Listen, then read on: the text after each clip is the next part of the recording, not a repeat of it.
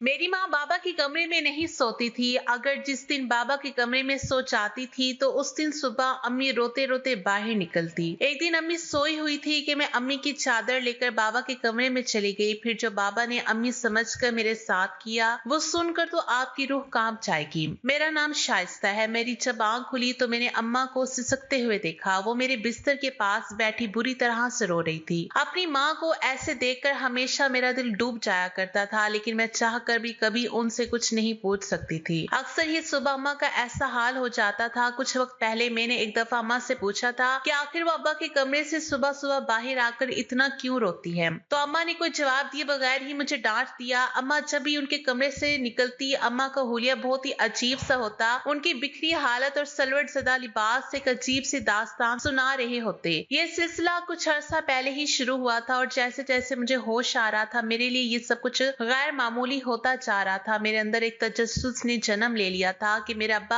आखिर मेरी माँ के साथ रात भर क्या करता है। इस सवाल ने मुझे बेचैन कर दिया था। मैं 17 वर्ष की हो चुकी थी और अब बहुत सी बातें अच्छी तरह समझने लगी थी। अम्मा का रो रो कर सुर्ख होता चेहरा मुझे किसी अनहोनी का पता देते थे, लेकिन हैरत की बात यह थी कि जब अम्मा कमरे से निकलती तो वो बहुत रो रही होती और जब अब्बा कमरे से निकलते तो उनके चेहरे पर एक दिलकश मुस्कुराहट होती और उन्हें देखकर ऐसा लगता जैसे वो बिल्कुल जवान हो। वो कुछ ना कुछ गुनगुनाते रहते, जैसे बहुत खुश हो। और अम्मा का हाल ऐसे होता था कि अम्मा अब्बा के कमरे से निकलने के बाद दोबारा उनके सामने जाने से भी कतराती थी। वो उनका नाश्ता भी मेरे हाथ ही उनके कमरे में भिजवाती और खुद सारा वक्त किचन में खड़ी रहती और आंसू बहाती रहती। यह गुस्ल खाने में बंद हो जाती। अम्मा की हालत देख देख कर मुझे बहुत तरस आता था। मैं 10वीं जमात की तुलबा थी और अब्बा को नाश्ता देने के बाद मैं अपने स्कूल के लिए घर से निकल जाया करती थी, लेकिन सारा वक्त मेरे जहन में अम्मा का तस्वुर ही घूमता रहता। मैंने कभी किसी सुबह अब्बा को बेचैन नहीं देखा था। वो हमेशा ही मुतमईन अंदाज में नाश्ता करने बैठते और उनका चेहरा बहुत हशाश बशाश होता, जबकि अम्मा को देखकर ऐसा लगता कि किसी भी पल अम्मा को कुछ भी हो जाएगा। अक्सर मैंने नाश्ता बनाते हुए अम्मा के वजूद को कपकपाते हुए देखा। मेरा दिल चाहता था कि मैं अम्मा से पूछूं कि अब्बा रात को उनके साथ ऐसा क्या करते हैं जो उनका इतना बुरा हाल हो जाता है, मगर अब्बा के नाम पर अम्मा के चेहरे पे खौफ नजर आने लगता था। अम्मा हर रात अब्बा के कमरे में सोने के लिए नहीं जाती थी, बल्कि वो मेरे साथ ही सोती थी। कभी कभी उन्हें जबरदस्ती अब्बा अपने साथ कमरे में ले जाते और अम्मा इनकार करने की कोशिश करती, लेकिन अब्बा उनकी एक ना सुनते। अब्बा की लहजा या मोहब्बत की ऐसी चाशनी खुली होती कि देखने वाला हैरान हो जाता, लेकिन मैं अच्छी तरह जानती थी कि अब्बा अम्मा को कमरे में ले जाकर यकीनन उनके साथ कुछ गलत सलूक करते हैं। किसी भी औलाद के लिए अपनी माँ को रोता तड़पता देखना बहुत ही मुश्किल काम है और मेरा भी ऐसा ही हाल था। ना मैं पढ़ाई पर ध्यान दे पा रही थी और ना ही काम में मेरा दिल लगता था। मेरा दिल चाहता कि मैं किसी भी तरह अपनी माँ को अब्बा के कमरे में ना जाने दूं, लेकिन मैं किसी तरह अब्बा को मना नहीं कर सकती थी। अब्बा तो मेरे सामने अम्मा के साथ बहुत ही मोहब्बत से पेश आते थे। घर के माहौल ने मुझे इस कदर मुतासिर किया था कि मैं इम्तिहान में बुरी तरह फेल हो गई। मैंने अम्मा अब्बा को नतीजे का नहीं बताया, लेकिन मेरी दोस्त हीरा हैरान थी क्योंकि मैं पढ़ाई में बहुत ही अच्छी और सही थी। वो बार बार मुझसे पूछने लगती कि मेरा ध्यान कहाँ रहता है। मैंने उसे अम्मा और अब्बा के बारे में बता दिया। तुम्हारे अब्बा अंग्रेजी फिल्में तो नहीं देखते? हीरा ने अचानक सवाल किया। मैं हक्का बक्का उसे देखने लगी और इस सवाल का भला क्या मकसद था। वो खेज निगाहों से मुझे देख रही थी और मैं ना समझी से उसे। हीरा ने बात बदल दी, लेकिन मेरी सुई उसी की बात पे अटक गई। आखिर हीरा ने ये सवाल क्यों पूछा था। मैं घर वापस आई तो अम्मा के तायाजाद भाई अदरीस अंकल बैठे हुए थे। वो अक्सर दोपहर को हमारे घर आते थे। अम्मा की बचपन से उनसे बहुत दोस्ती थी। अम्मा बताती थी कि वो दोनों बचपन में एक साथ रहते थे। फिर अदरीस अंकल दुबई चले गए और अम्मा की शादी अब्बा से हो गई। अम्मा की शादी को 17 साल हो चुके थे और मैं उनकी इकलौती बेटी थी। कुछ अर्सा पहले तक शायद सब कुछ ठीक था या फिर मैं ही छोटी और ना समझ थी, लेकिन कुछ अरसे से मुझे अच्छी तरह अम्मा की हालत समझ आने लगी थी। मैं जान गई थी कि मेरा बाप अच्छा आदमी नहीं है। वो मेरी माँ की तकलीफ की वजह थी और उसी बात ने मेरे दिल में अपने बाप के लिए अदावत डाल दी थी। अम्मा अदरीस अंकल से अम्मा की बहुत अच्छी दोस्ती थी। वो साल पहले ही पाकिस्तान वापस आए थे और अम्मा से मिलने के लिए अक्सर आते थे, लेकिन अम्मा को उनका आना अच्छा नहीं लगता था। अदरीस अंकल के जाने के बाद अम्मा अक्सर मुझे कहती हैं कि अगर तुम्हारे अब्बा को पता चला कि अदरीस मिलने आता है तो बहुत बुरा होगा। मैं अम्मा को दिलासा देती कि अब्बा को कैसे पता चलेगा, अब्बा सुबह काम पर जाता है, रात को ही घर आता है। मुझे तो अदरीस अंकल बहुत अच्छे लगते थे। वो हमेशा आते और अम्मा का मूड अच्छा करके जाते। मेरे लिए भी बहुत से तोहफे लाते। अब्बा की तो आमदनी इतनी कम थी कि गुजर बसर भी मुश्किल से होता था। अम्मा ना जाने कैसे अब्बा जैसे जालिम शख्स के साथ जिंदगी गुजार रही थी। मैंने अपना और अम्मा का बिस्तर लगाया और अम्मा के साथ आंखें बंद करके सो गई। थोड़ी देर में अब्बा मेरे कमरे में आए। अम्मा मेरे साथ साथ ही सोने के लिए लेटी हुई थी। अब्बा ने उन्हें साथ चलने को कहा तो अम्मा ने तभी दबे लफ्जों में इनकार किया। मैंने आंखें नहीं खोली थी, मैं सुनना चाहती थी कि अब्बा अम्मा से क्या कहते हैं। चल ना जमीला, मैं तुझे बिल्कुल तंग नहीं करूंगा, वादा। अब्बा की आवाज मेरे कानों में पड़ी जिसमें मोहब्बत की मिठास थी। मुझे नहीं जाना तुम्हारे साथ, तुम हमेशा ऐसे ही कहते हो। अम्मा ने एक दफा फिर इनकार किया। तुम्हें सोचना चाहिए, अब हमारी जवान बेटी है, वो 100 सवाल करने लगी है, लेकिन तुम्हें इस बात से कोई फर्क नहीं पड़ता। अम्मा ने धीमे से लहजे में अब्बा को जवाब दिया। अब्बा ने जबरदस्ती अम्मा को हाथ से पकड़कर उठाया और अपने साथ लेकर चले गए। मुझे अजीब सी घबराहट होने लगी थी। अब्बा अम्मा के साथ न जाने क्या करते थे। हीरा की अंग्रेजी फिल्म वाली बात भी मेरे सहन में अटक गई थी। 3 घंटे गुजर गए थे, लेकिन अम्मा वापस न आई। मैं पानी पीने के लिए कमरे से निकलकर बावर्ची खाने में गई। अम्मा थोड़ी ही देर में मेरे पीछे चली आई। मैंने गहरी निगाह अम्मा पर डाली, जिनके बाल बिखरे हुए थे। जिस बात ने मुझे चौंका दिया वो अम्मा की कमीज का फटा हुआ आस्तीन था। अम्मा को मेरी नजरों का एहसास हो गया था। अम्मा ने फौरन ही अपना दुपट्टा अच्छी तरह लपेट लिया। मेरे सामने ही अम्मा ने सुबह जोड़ा पहना था, लेकिन फिर अचानक ही अम्मा का आस्तीन कैसे फट गया। अम्मा मुझसे पूछ रही थी कि मैं इतनी रात को क्यों जाग रही हूँ। मैंने यूं ही झूठा बहाना बनाया कि मैं भी उठकर पानी पीने आई थी। अम्मा मेरे साथ वापस आकर मेरे कमरे में आ गई। मैंने सोने के लिए आंखें मूंद ली, लेकिन मुझे अम्मा की सिसकियों की आवाज सुनाई दे रही थी। मेरा दिल चाह रहा था कि मैं उठकर अपनी माँ को तसल्ली दूं और दिल में आए तमाम सवालात को जुबान पर ले आऊं, लेकिन मैं अपनी जगह खामोश रही। अब्बा सुबह सुबह ऐसे तैयार होकर कमरे से निकलते थे जैसे कोई जवान लड़का हो। अब्बा की आमदनी कम थी, लेकिन अब्बा हमेशा खुश रहते, मुस्कुराते रहते। काम पर हमेशा ऐसे तैयार होकर जाते जैसे सेठ आदमी हो। मैंने 4 निगाह अपने बाप पर डाली, जिससे मुझे आज भी नफरत महसूस हो रही थी। अब्बा के आगे नाश्ता रखकर मैं स्कूल चली गई। सारा दिन स्कूल में भी मेरा सहन अम्मा के फटे हुए आस्तीन की तरफ था। स्कूल से वापसी पर मुझे अदरीस अंकल मिल गए और मुझे देखते ही उन्होंने मुझे अपनी गाड़ी में बैठा लिया। बिना सोचे समझे मैं उनकी गाड़ी में बैठ गई। अदरीस अंकल ने गौर से मेरी तरफ देखा, कहने लगी, मुझे बताओ तुम्हें क्या परेशानी है, तुम इतनी उदास क्यों रहती हो। मैं इस कदर जज्बाती हो चुकी थी कि मैंने अदरीस अंकल को सारी बात कह दी। मेरी बात सुनकर अदरीस अंकल कहने लगे, इन्हें अंदाजा है कि मेरा बाप अच्छा आदमी नहीं है। तुम अपनी माँ को अपने बाप से शादी क्यों नहीं दिलवा देती। कब तक तुम दोनों उनकी जुल्म की चक्की में पिसते रहोगे। अदरीस अंकल ने बहुत ही फिक्रमंदी से मुझे तजवीज दी, जिसे सुनकर मेरी रूह फना होगी। मैं अब्बा को छोड़ने के बारे में सोच भी नहीं सकती थी। अब्बा ने मेरे साथ कभी ऊंची आवाज में बात तक नहीं की थी, फिर मैं अब्बा को जालिम कैसे कहती। मैं तो ये भी नहीं जानती थी कि बंद दरवाजे के पीछे अम्मा और अब्बा के दरमियान क्या होता है। अदरीस अंकल की बात सुनकर मैं सोच के समंदर में डूब गई। बहुत सोचने के बावजूद भी मुझे अब्बा की कोई ऐसी बात याद नहीं आई थी जिससे मैं उन्हें जालिम करार देती। अलबत्ता अम्मा की तड़प और आंसू अब्बा को जालिम साबित करते थे। अदरीस अंकल मुझे स्कूल से लेकर घर चले आए, खुद भी अंदर आ गया। अम्मा हम दोनों को देखकर बहुत खुश हो गई थी। अम्मा ने फौरन खाना लगा दिया। मैं बहुत ज्यादा थक गई थी, इसलिए सोने के लिए अपने कमरे में आ गई और अदरीस अंकल अम्मा के पास बैठे रहे। मुझे नींद नहीं आ रही थी। मैं सारा वक्त अदरीस अंकल की बात को सोचती रही। अम्मा को अब्बा के कमरे में गए 2 दिन गुजर चुके थे और पिछले 2 दिन से अम्मा मेरे साथ मेरे ही कमरे में सो रही थी। अम्मा जब जब मेरे पास रहती बिल्कुल पुरसकून और मुतमईन रहती हैं। अब्बा का रवैया तो हमेशा एक जैसा ही रहता था। जिस दिन अब्बा अम्मा को अपने कमरे में ना ले जाते, उस दिन मैं रोजाना से ज्यादा खुशी महसूस करती। तीसरे दिन जब अब्बा अम्मा को फिर अपने कमरे में ले गए थे और मैं सारी रात बेचैनी से करवटें बदलती रहती थी। अम्मा जब सुबह अब्बा के कमरे से निकलती तो उन्हें ठीक तरह से चलना भी नहीं आ रहा था और वो एक पैर जमीन पर घसीट घसीट कर बड़ी मुश्किल से चल रही थी। बेसाख्ता ही मैंने अम्मा से पूछा कि अम्मा तुम्हारे पाँव में क्या हुआ है, तो कहने लगी, छोटी छोटी बातों पर ध्यान ना दिया करो और दिल लगाकर पढ़ाई करो। अगर तुम्हारा 10वीं का नतीजा अच्छा ना आया तो तुम्हारा अब्बा इसका जिम्मेदार भी मुझे ही समझेगा। अम्मा की आंखों से आंसू गिरने लगी। वह हस्बे मामूल बावर्ची खाने में अब्बा का नाश्ता बनाने चले गई और उसके बाद दोबारा बाहर ना आई। नाश्ता देने के लिए अब्बा के पास मैं गई। उन्हें नाश्ता दिया तो अब्बा मुझसे मेरी पढ़ाई के बारे में पूछने लगे। अब्बा के लहजे में इतनी मिठास थी कि मैं अब्बा की इस दोगली तबीयत पर हैरान रह गई थी। अब्बा किसी भी तरह सख्त या जालिम नजर नहीं आते थे, बल्कि अम्मा की हालत चीख चीख कर अब्बा के जालिम की दास्तान सुनाती थी। मैं अब्बा को नाश्ता देने गई तो अब्बा मुझसे मेरी पढ़ाई के बारे में पूछने लगे। मैंने अब्बा से कहा कि मुझे अम्मा के बगैर नींद नहीं आती और वो अम्मा को रात अपने कमरे में ना बुलाया करे। मेरी बात सुनकर अब्बा मुस्कुराने लगे, कहने लगे, मैं तो कभी कभी तुम्हारी माँ को अपने पास बुलाता हूँ। मेरा भी तुम्हारी माँ पर हक है और मैं उससे बहुत मोहब्बत करता हूँ। अब्बा की बात सुनकर मेरा खून खोल उठा था, क्योंकि उनकी मोहब्बत के निसारे में आए दिन देखा करती थी। ज़बान दराजी करने का मैं सोच भी नहीं सकती थी, इसलिए खामोशी से स्कूल के लिए रवाना होगी। स्कूल में टीचर सबक पढ़ाते हुए हमें समझा रही थी कि कभी भी पूरा सच जाने बगैर कोई फैसला नहीं करना चाहिए। आधा सच हमेशा बहुत खतरनाक होता है, जो इंसान को बर्बाद कर देता है। टीचर की बात ने मेरे दिमाग की एक और खिड़की खोल दी थी। मैंने सोच लिया कि अब्बा का पूरा सच जान कर रहूंगी और फिर अपनी माँ को अब्बा से आजादी दिलवा दूंगी। अदरीस अंकल ने मुझसे वादा किया था कि वो हर वक्त मेरी मदद करने को तैयार रहेंगे। मैं और मेरी माँ का कद काट बिल्कुल एक जैसे थे। मैं उम्र में मैं 17 साल की थी,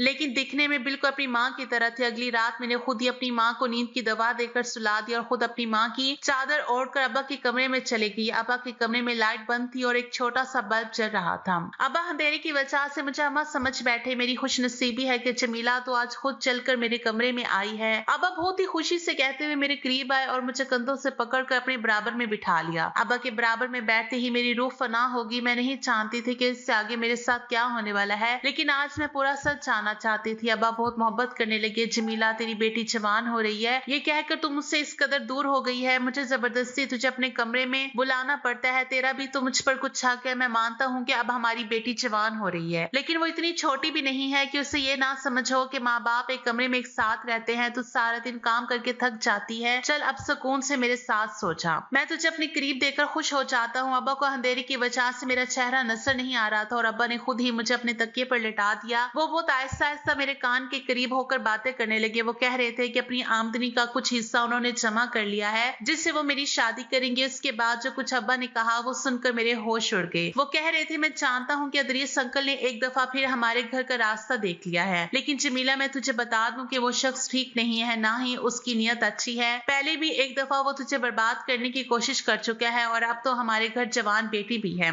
इसलिए तो एहतियात का दामन थाम के रखना। अब्बा को अभी तक मालूम नहीं था कि मैं अम्मा नहीं बल्कि उनकी बेटी हूँ। अब्बा बहुत आहिस्ता से मेरे बालों में हाथ फेरते रहे थे और कुछ ही देर बाद अब्बा को नींद आ गई। काफी देर तक मैं अब्बा के पास लेटी रही, लेकिन अब्बा तो बहुत गहरी नींद सो चुके थे। मैं खामोशी से उठकर कमरे से बाहर निकल आई। अब्बा ने कुछ ऐसा नहीं किया था जिससे मुझे कुछ भी समझ आता। अलबत्ता अदरीस अंकल और अम्मा को लेकर मेरे दिल में बहुत से सवाल जन्म ले चुके थे। अगली सुबह अब्बा रोजाना की तरह हशाश बशाश ही थे और उनका चेहरा ऐसे था जैसे अम्मा के साथ रात गुजारने के बाद हुआ करता था। मैं खामोशी से अब्बा का जायजा ले रही थी, लेकिन मुझे अब्बा के रवैये में कोई तब्दीली नजर नहीं आ रही थी। स्कूल से वापस लौटी तो घर के बाहर अदरीस अंकल की गाड़ी खड़ी हुई थी। मैं हमेशा दूर से सलाम करके घर में दाखिल होती थी, लेकिन आज मैं चोरों की तरह दबे पांव घर में दाखिल हो गई। अम्मा और अदरीस अंकल मेरे कमरे में एक साथ बैठे बातें कर रहे थे। उन्हें मेरी मौजूदगी का एहसास नहीं था। जो कुछ मैंने अपने कानों से सुना वो सुनकर मेरे होश उड़ गए। मैं सोच भी नहीं सकती थी कि वो ये सब जानने के लिए बेताब थी। अम्मा अदरीस अंकल से हंसकर कह रही थी, मैंने अपनी बेटी के दिल में उसके बाप के खिलाफ पूरी तरह नफरत का बीज बो दिया है और अब वो दिन दूर नहीं है जब मेरी बेटी अपने बाप के खिलाफ खड़ी हो जाएगी। वो बूढ़ा जबरदस्ती मुझे अपने साथ इस रिश्ते में बांध कर रखे हुए है, लेकिन अब मैं आजादी चाहती हूँ। वो मुझे कमरे में लेकर जाता है और मुझसे बातें करते करते ही सो जाता है, लेकिन जैसे ही मैं बाहर निकलती हूँ तो अपना हुलिया खुद ही खराब कर लेती हूँ। मैंने अपनी बेटी के दिल में ये बात अच्छी तरह बिठा दी है कि इसका बाप मुझ पर जुल्म करता है। एक दिन तो मैंने खुद ही अपनी कमीज का आस्तीन तक फाड़ डाला। मैं चाहती हूँ कि जब मैं उस बूढ़े से आजादी का मुतालबा करूँ तो मेरी बेटी मेरी ढाल बन जाए और मुझे अपनी बेटी को छोड़कर इस घर से ना निकलना पड़े। शाइस्ता को दुनिया को मेरी बेगुनाही और अपने बाप के जुल्म की दास्तान सुनाएगी तो मैं गुड़िया को साथ लेकर तुम्हारी जिंदगी में शामिल हो जाऊंगी। अदरीस अंकल हंसते हुए कहने लगे कि हाँ, मैंने उससे भी कह दिया है, उसे जब भी मेरी की मदद की जरूरत होगी मैं चला आऊंगा। अम्मा अदरीस अंकल से कहने लगी कि पहले की तरह तुम मेरे साथ बेवफाई ना करना। एक दफा पहले भी तुम मुझे बीच रास्ते में छोड़कर चले गए थे, उस वक्त भी मेरे शौहर ने मुझे माफ करके अपना लिया था। अदरीस अंकल अम्मा का हाथ पकड़कर कहने लगे, मैंने बहुत मजबूरी में तुम्हारा हाथ छोड़ा था क्योंकि मेरे घर वाले इस बात के बिल्कुल खिलाफ है कि मैं एक शादीशुदा औरत से ताल्लुक कायम करूं, लेकिन अब मुझे रोकने वाला कोई नहीं है। मैं पूरे दिल से तुम्हें और तुम्हारी बेटी को अपनाऊंगा। बस गुड़िया को किसी भी तरह ये सच ना पता चले कि उसका बाप जालिम नहीं है, बल्कि हम उसे जालिम साबित करना चाहते हैं। गुड़िया ही है जो हम दोनों को एक करवा सकती है। अम्मा ने अदरीस अंकल को यकीन दिलाया कि सब कुछ वैसा ही होगा जैसे उन दोनों ने सोच रखा है। वो दोनों मुस्कुराकर बगल गिर हो चुके थे और मेरे कदमों तले जमीन निकल गई थी। मेरी माँ सिर्फ मुझे ही नहीं बल्कि मेरे अब्बा को भी पूरी तरह से धोखा दे रही थी और वो मेरे बाप के घर में बैठकर एक गैर मर्द के साथ मिलती थी और नए ताल्लुक की मंसूबा बंदी कर रही थी। मुझे अब्बा की बात याद आ गई कि अदरीस अंकल ने पहले भी हमारा घर उजाड़ने की कोशिश की थी। मैं बहुत कुछ जान चुकी थी, इसलिए कमरे के अंदर दाखिल हो गई। मुझे देखकर अम्मा और अदरीस अंकल चौंक उठे, लेकिन थोड़ी देर में उन्होंने अपने तासुरात पर काबू पा लिया। अदरीस अंकल ने मेरी तरफ चॉकलेट बढ़ाई। मैंने चॉकलेट पकड़ने के बजाय अम्मा की शक्ल देखी और सख्त लहजे में अम्मा से पूछा कि आपको मुझे बताना पड़ेगा कि आखिर आपको अब्बा से मसला क्या है। अम्मा जान चुकी थी कि उसके झूठ का पोल खुल चुका है, इसलिए बिना झिझक अम्मा ने मुझे सारा सच बता दिया। अम्मा शादी से पहले अदरीस अंकल से मोहब्बत करती थी, लेकिन अदरीस अंकल ने उनसे शादी करने के बजाय दुबई जाकर नौकरी करने को तरजीह दी और अम्मा की मोहब्बत को छोड़कर अपना पेशा चुन लिया। बचपन की मोहब्बत ने अपना रंग कच्चा ना होने दिया और अम्मा के दिल में अदरीस अंकल की मोहब्बत का रंग बसा रहा। अम्मा के घर वालों ने अम्मा के लिए अब्बा को पसंद कर लिया। अम्मा जवान और खूबसूरत थी, जबकि अब्बा उम्र में 10 साल बड़े थे और और अब्बा सही शक्ल व सूरत के मालिक थे,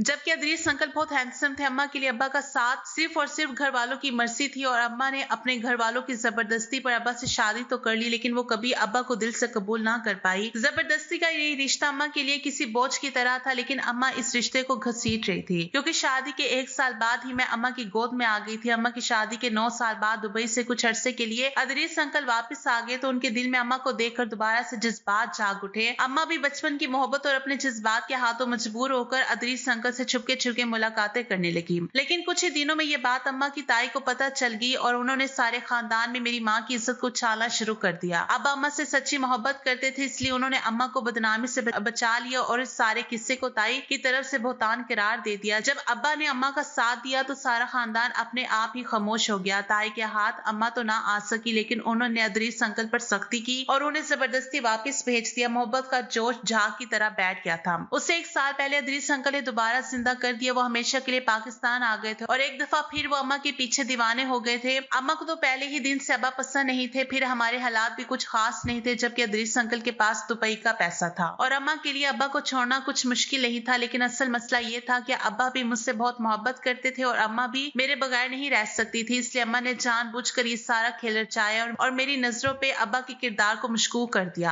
अम्मा हमदर्दी बिटोर कर मुझे साथ ले जाना चाहती थी, इसलिए अम्मा ने बाकायदा अब्बा को जालिम साबित किया और खुद मजलूम बनकर रहने लगी। इतने अरसे में मैं ये सोच रही थी कि अब्बा ने तो कभी ऊंची आवाज में हमसे बात तक नहीं की, फिर वो बंद कमरे में अम्मा पर जुल्म कैसे कर सकते हैं। मैंने अम्मा से साफ साफ कह दिया कि अगर आपको इस घर से जाना है तो आप जा सकती हैं, लेकिन मैं अपने भोले भाले और वफादार बाप को नहीं छोड़ सकती। अदरीस अंकल जब पहले अम्मा को 2 दफा छोड़ चुके थे, अम्मा उनसे न जाने के ऐसे तीसरी दफा उम्मीद लगा कर बैठी थी। मुझे अदरीस अंकल की आंखों में आज पहली दफा अपने लिए सिर्फ और सिर्फ हवस दिखाई दे रही थी और मैं जान गई थी कि इस हवस को पूरी करने के बाद अम्मा इनके किसी काम की नहीं रहेगी। अम्मा ने मुझे मुस्तकबिल के सुनहरे ख्वाब दिखाकर इस बात के लिए मजबूर किया कि मैं उनके साथ चल पड़ूं और अब्बा को छोड़ दूं, लेकिन मेरे लिए बात इतनी आसान नहीं थी। लेकिन मेरे लिए अब्बा ही सब कुछ थे। अगर मेरे सामने सारा सच ना आता तो शायद मैं कुछ गलत फैसला कर बैठती, लेकिन खुदा की शुक्रगुजार हूं कि मैंने अपनी आंखों से सब कुछ खुद देखा था और कानों से सुना था। अम्मा अदरीस अंकल के साथ जाने के लिए राजी थी, लेकिन जब अदरीस अंकल ने देखा कि मैं उनके काबू नहीं आऊंगी और ना ही अम्मा के साथ चलूंगी, तो वो एक दफा फिर अम्मा से अपनी राह जुदा करके अम्मा को छोड़ गए थे। अम्मा को पता चला था कि अदरीस अंकल अम्मा के लिए नहीं बल्कि मेरे लिए घर के चक्कर काट रहे थे। वो बहुत ही चालाक और मकार किस्म के आदमी थे। उन्होंने मेरी माँ की मोहब्बत को पूरी तरह अपने फायदे के लिए इस्तेमाल करने का सोचा था। अम्मा को जब एहसास हुआ कि जज्बात के धारे वो बहकर कितना बड़ा नुकसान करने चाह रही थी, अगर अम्मा और मैं उनके साथ चले जाते तो वो मेरी इज्जत को एक दफा वैसे ही पामाल करते जैसे ताई अम्मा ने अम्मी की इज्जत की धज्जियां बखेरने की कोशिश की थी।